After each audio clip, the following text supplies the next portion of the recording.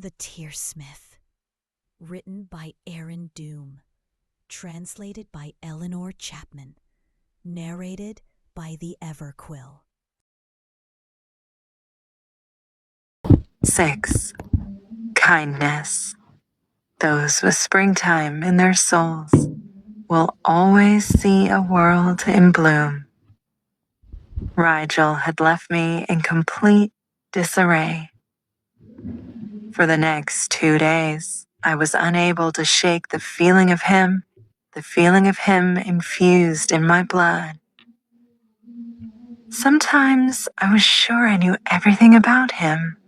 Other times, there were so many shadows circling around him, I was convinced the opposite was true. Rigel was like an elegant beast dressed up in his best clothes. But lurking inside him was a wild and unpredictable soul, frightening and dangerous to approach. On the other hand, he had always done everything within his power to make sure I wouldn't understand him.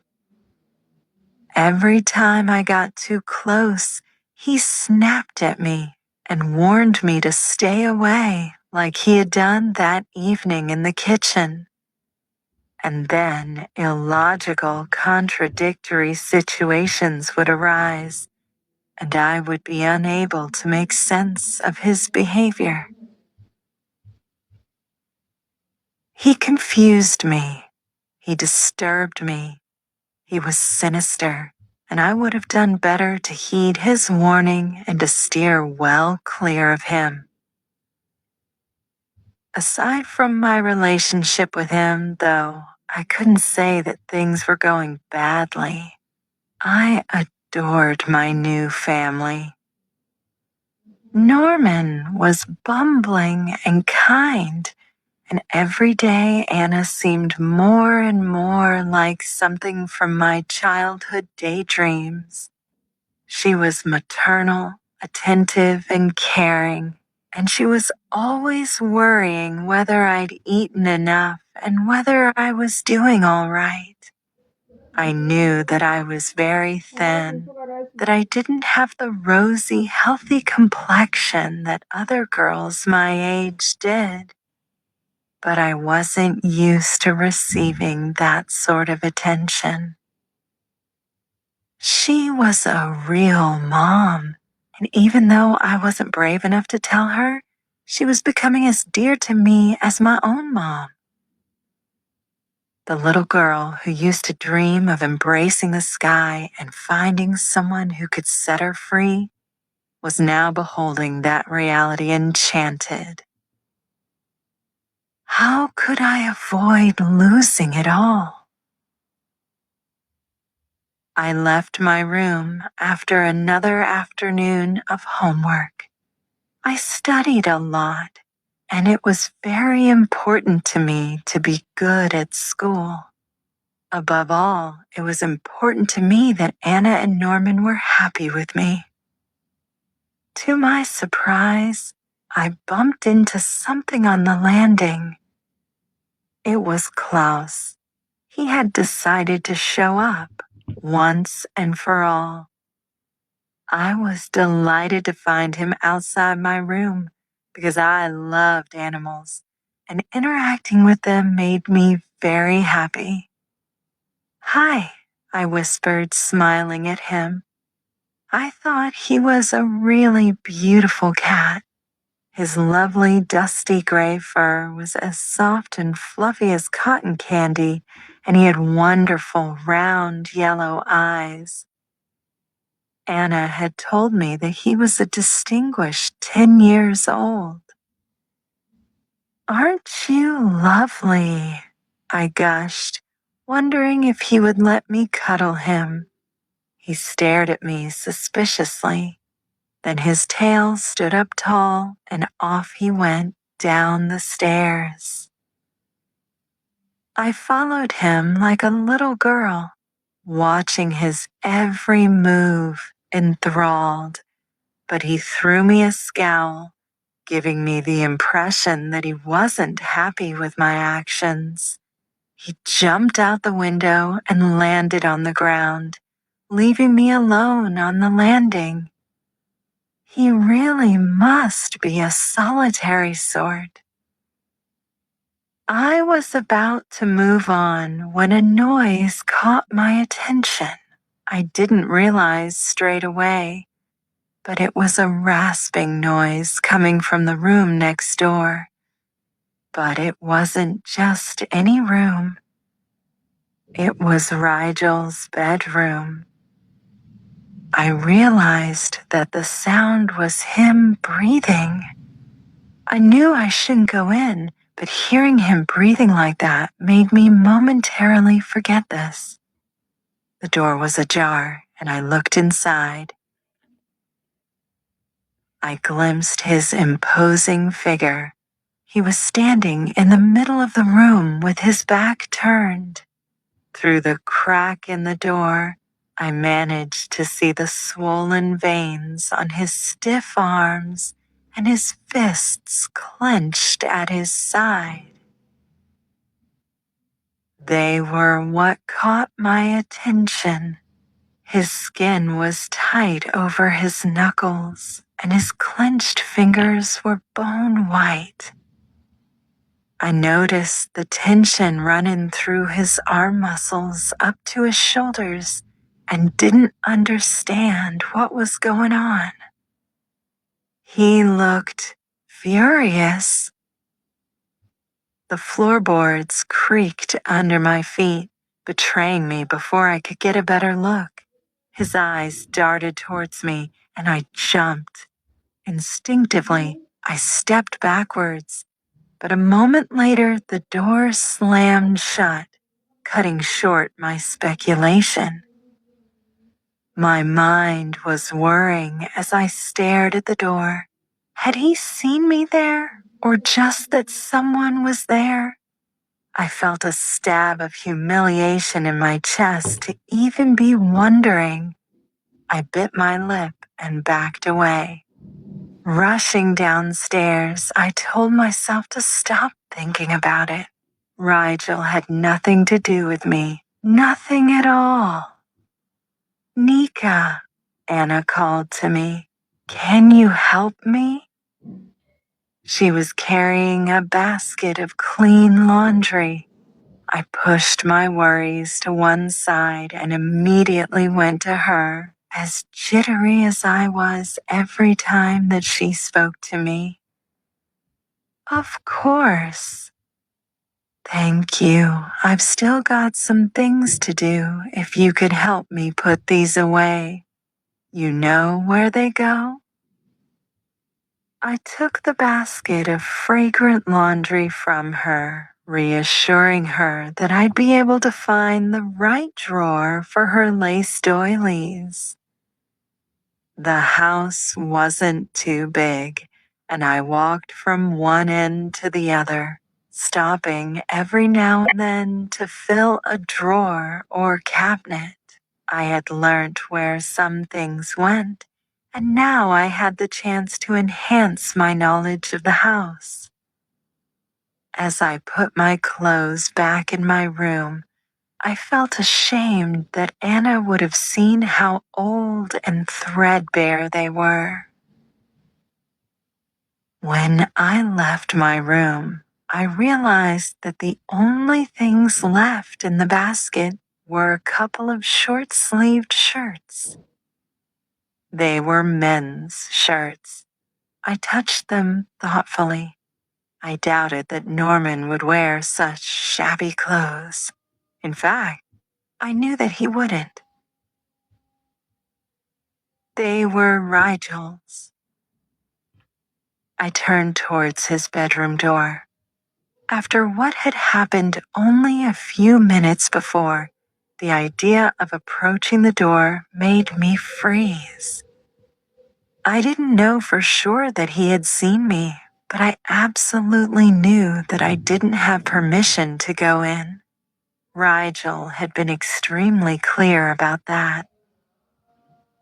But I was doing Anna a favor. With everything that she had done for me, how could I refuse such a tiny gesture? I had promised her that she could trust me with a simple chore like this, and I didn't want to have to eat my words.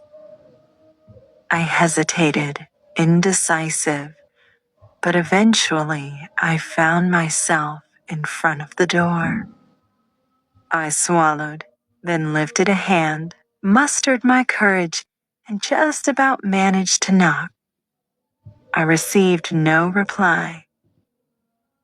Had I knocked too quietly?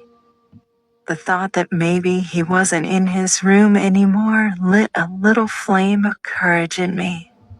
Rigel had told me not to go in, and I had done my best to listen to him. But maybe I could take advantage of his absence to leave his clothes in there without having to run into him. I took the door handle in my hand and turned it. I jumped when the metal slid out from under my fingers. The door opened and all my hopes shattered. I was caught under the spell of his dark eyes. He was right in front of me. My legs started to tremble. How could a 17-year-old boy burn you like that? Would you care to inform me what you think you're doing? He drawled chillingly. There was nothing promising about his expression. My eyes dropped to the laundry basket, and his quickly did the same. I stammered. These are yours. I just wanted to leave them for you. What? Rigel snapped. Part of the phrase, don't come into my room, wasn't quite clear to you? I swallowed and felt myself withering under the indisputable rage radiating from his eyes. Anna asked me to, I explained. I felt the need to assure both of us that nothing would have persuaded me to go in there but a sense of duty. I realized only too late that it sounded like a lie. She asked me a favor. I'm only doing her a favor. Do yourself a favor. Rigel abruptly grabbed the basket out of my hands. His biting, threatening glare rooted me to the spot. Clear off, Nica. He always called me Nica, not Little Moth, when he was growling at me like that, as if using my name made his words seem more serious. He was already closing the door, and I wrung my hands, feeling the tackiness of the band-aids on my fingers. I was just being kind, I said reproachfully, pointlessly trying to match his scornful attitude. Maybe you find that hard to understand. The door stopped moving. I saw a shadow pass through his dark eyes as he murmured through incredibly still lips, just being kind. I stiffened. Rigel started to open the door further, and one by one my muscles tensed. He took a step forward, and I swallowed dryly as he put his hand against the doorframe, just above my head.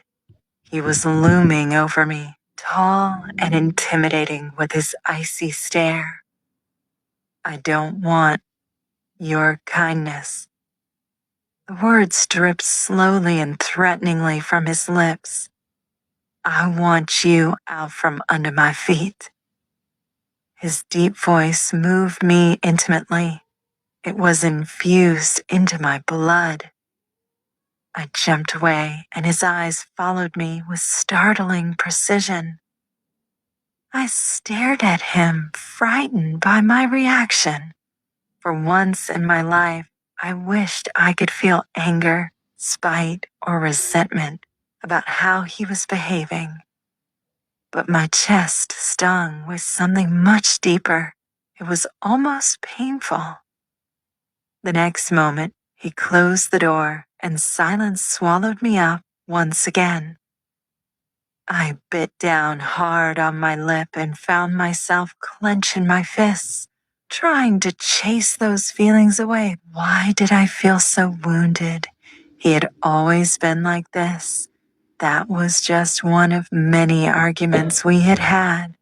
I had been a fool to expect anything different. Rigel had been snapping at me his entire life. He had never wanted me to touch him, to get near to him, or to try and understand him. He wanted nothing from me, but at the same time, he knew how to torment me like nobody else. He consumed me. Sometimes it seemed like he wanted to ruin me, other times like he hated my very presence. He was a wild, mysterious, and shadowy beast. The wolf? He was as alluring as the night, and his eyes were as cold and distant as the star he was named after. And I had to stop hoping that things would change. I went back to Anna and told her I had finished, trying to hide from her how I was feeling. In response, she thanked me with a brilliant smile. She asked if I wanted a cup of tea, and I accepted, my heart sighing. I ended up chatting with her on the couch, our hands wrapped around our steaming mugs. I asked her about her store, and she told me about her assistant, Carl, a nice young man who gave her a hand. I listened to her, enraptured, trying to take in every single detail about her. And once again, I was enchanted by the light emanating from her smile. Her voice was like an embrace, a glove that made me feel warm and protected. Her light hair and soft features were shining with a luminescence that I felt only I could see. In my eyes, Anna sparkled like a fairy tale, and she didn't even know it. Sometimes, as I was gazing at her, I thought of my own mom, her sweet eyes, and how she whispered to me when I was little, "Tenderness, Nica, tenderness always. Remember that." I liked Anna so much, and not only because I felt a desperate need for affection, not only because I had always dreamt of smiles and hugs, but also because she was more sensitive and thoughtful than anyone I had ever met before. After we'd finished chatting, I went up to my room to fetch the encyclopedia she had lent me. Downstairs, there was a room with a bookshelf covering an entire wall. I approached it with the large book clutched to my chest and took a moment to appreciate the light seeping in through the white curtains. The last rays of sun created a warm and welcoming atmosphere. The grand piano gleamed in the center of the room like a throne without a king. I approached the bookshelf and put the encyclopedia back in its place. I had to stand on tiptoes because the shelf was a bit too high and the book almost fell out of my hands, but I managed it in the end. I turned round and my heart jolted. Rigel was leaning in the doorway, staring at me. His imposing figure cast shadows over the warm light that had been enveloping me and instantly sent my skin crawling. His sudden, unexpected appearance made my heart race and my lips part. His gaze was alert and intense, like a cat studying its prey. I wished I didn't always have that reaction to his presence. The intensity of the discomfort I felt was matched only by the perverse attractiveness of his angular face, his straight nose, his perfectly proportioned lips, his sharp jawline and delicate, harmonious features, and then his eyes. His slanting eyes shone under his arched eyebrows with a destabilizing and provocative confidence. It's going to be like this forever, isn't it?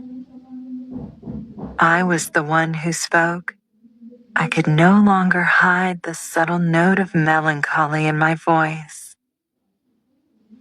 Our relationship won't change, not even now we're here.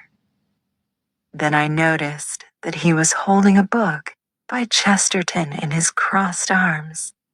I'd seen him reading it in the last few days, so I guessed he had finished it and come to put it back.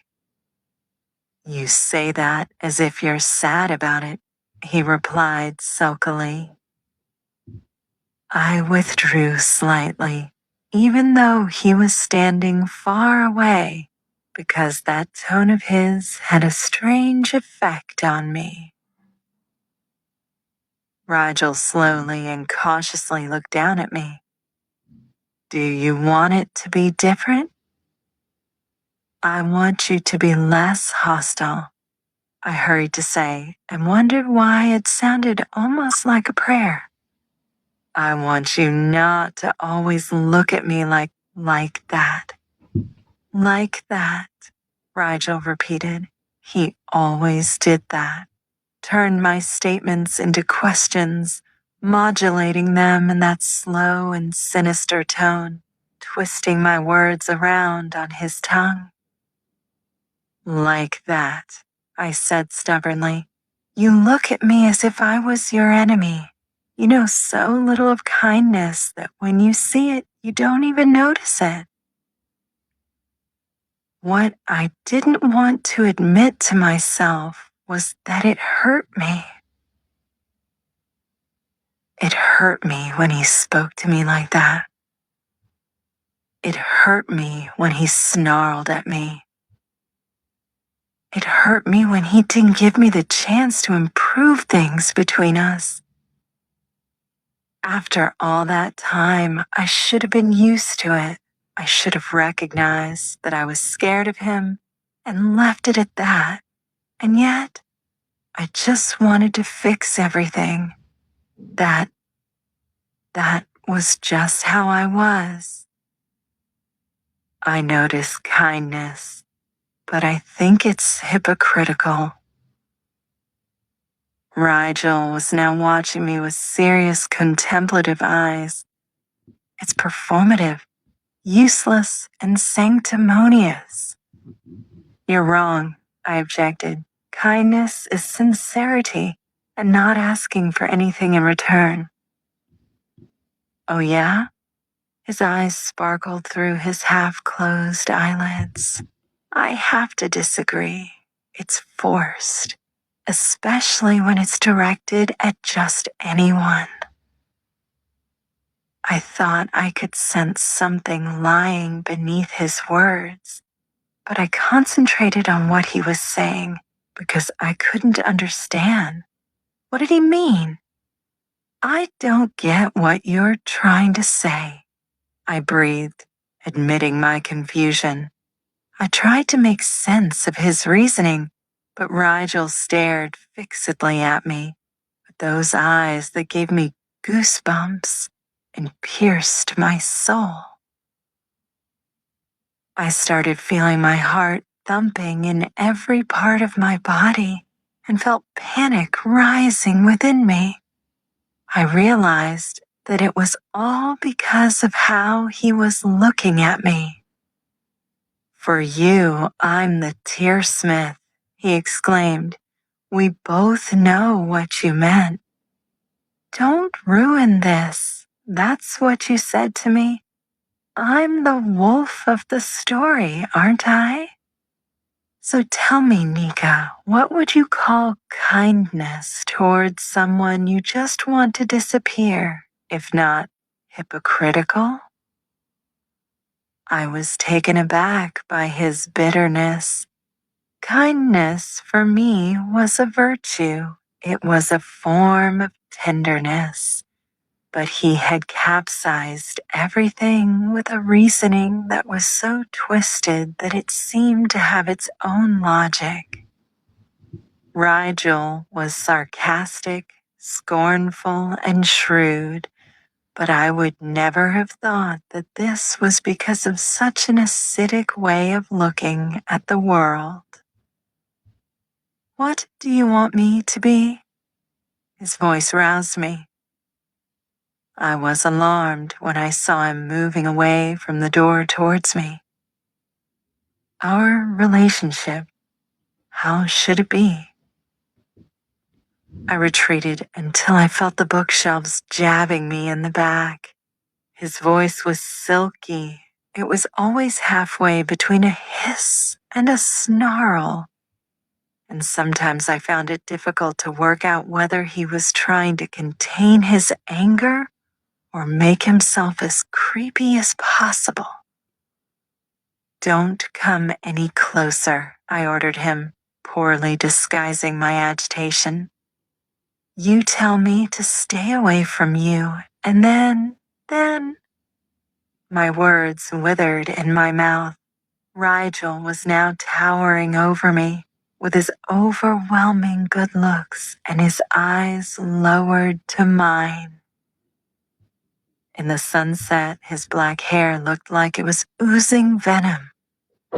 "Go on, tell me," he whispered fiercely, slightly lowering his face. I hardly came up to his chest, and the air between us was throbbing like a living being. "Look at you. Even my voice scares you." "I don't know what you want, Rigel. I just don't know. One minute you're snarling at me, and the next, you're breathing all over me," I wanted to say, but my heart prevented me from speaking. I felt it in my throat, like an alarm warning me how close he was. "You know why fairy tales end with ever after, Nica?" he whispered mercilessly, "to remind us that some things are destined for eternity. Some things are immutable. Some things won't change. It's in their nature to stay as they are. Otherwise, the whole story falls down. You can't disrupt the natural order of things without disrupting the ending. And you, with all your daydreams, with all your constant hoping, you're so desperate for your happy ending. But are you brave enough to imagine a fairy tale without a wolf?" His voice was a ferocious, deep whisper that terrified me. I shivered before him, and Rigel looked deep into my eyes, watching me through his long eyelashes for what seemed like an eternity. His words created a disordered feeling in me, like dust swirling in an unfathomable galaxy. Then, all of a sudden, he lifted his hand. He brought it close to my face, and I closed my eyes instinctively, as if I was scared that he would hurt me. I sensed him stretching his arm forward, and nothing happened. I opened my eyes wide, my heart still flailing, but Rigel was already far away, disappearing through the door. In a moment of intuition, I turned around to see that he had simply placed the book back on the shelf behind me. I tried to slow down my heart rate, but I was too confused and upset to think straight. How should I have interpreted his actions? And his words? What did they mean? I noticed that a bookmark was still inside the book he had borrowed. I was sure that he had finished it, so after a moment I lifted my hand to reach for it and open the cover. A passage on one of the pages caught my eye. Someone had underlined it in pencil. As I read, my heart sank, dissolving into mist, eventually evaporating into nothingness. Are you a devil? I am a man, answered Father Brown gravely, and therefore have all devils in my heart. Thanks for being here. Drop your favorite moment below.